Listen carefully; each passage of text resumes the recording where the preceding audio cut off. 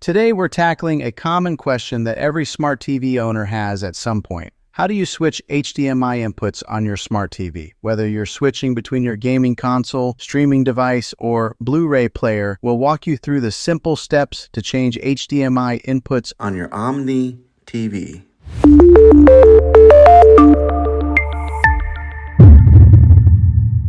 First things first, locate the HDMI ports on your smart TV. Typically, these are found on the back or the side of your TV. Each HDMI port is labeled with a number, like HDMI 1, HDMI 2, and so on. This labeling will help you identify which port is connected to which device. For example, HDMI 1 might be your cable box, while HDMI 2 could be your gaming console. Before you switch inputs, make sure the device you want to use is powered on. For instance, if you want to use your PlayStation or Fire Stick, turn it on first.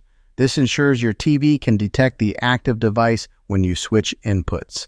Now grab your TV remote and look for a button labeled Input, Source, or sometimes AV. Pressing this button will bring up a menu on your screen showing all the available inputs. Use the arrow buttons on your remote to navigate through the options. Scroll through the list until you find the HDMI input that corresponds to the device you want to use. For example, if your gaming console is connected to HDMI 2, highlight HDMI 2 on the menu and press the OK or Enter button on your remote. Your TV will switch to that input, and you'll see the device's screen appear. What if you've lost your remote? Don't worry. Most smart TVs have physical buttons on the side or bottom of the screen. Look for the Input or Source button and press it repeatedly to cycle through the available HDMI inputs. Stop when you reach the one you need. Here's a bonus tip. On many smart TVs, you can rename your HDMI inputs to make them easier to identify. For example, you can rename HDMI 1 to cable box and HDMI 2 to gaming console. This option is usually found in your TV's settings menu